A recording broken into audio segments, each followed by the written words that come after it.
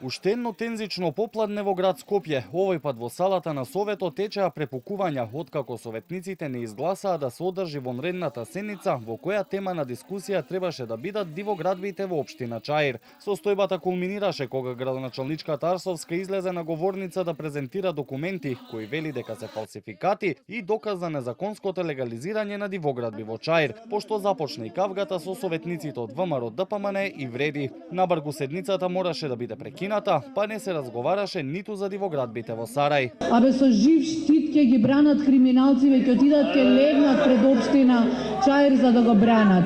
Има тука два документи од кои не се дери господја. Не се дери господја, те молам. Не се дери господја. Не се дери господја.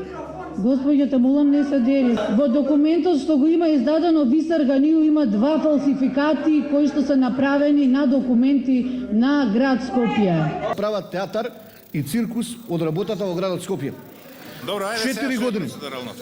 4 години. Даниел Арсовска имаше време да реагира за сите дивоградби. Сега во последниве 4 месеци реши да прави популизам и театар кој ние не го прифаќаме. Во меѓувреме, обвинителството отвори истрага за шесткатница во Чаир, а за осомничениот кој се товари за бесправно градење, определи мерки на предпазливост. Од ОЈО Скопје посочија дека објектот почнал да се гради во 2024 година без одобрение и на државно земјиште на улицата Кемал Сейфула, а осомничениот инвеститор изградил стамбена зграда со деловни простории, со катност од подрум плюс приземје плюс 6 ката плюс поткровје. Состојбата со дивоградбите и заканите кон градоначалничката ги следи и полицијата, кажа денеска министерот за внатрешни работи Панче Тошковски. Сепак, она што се случува изминатиот период на релација Арсовска-Ганију го нарече предизборен циркус. Овој што го гледа македонската јавност е исклучиво само циркус и парада пред локални избори. Да беше во рамки на првите години дена, ќе беше за поздрав и ќе беше навистина искрено. Го препознава народот тоа. Овој народ е многу години лажен.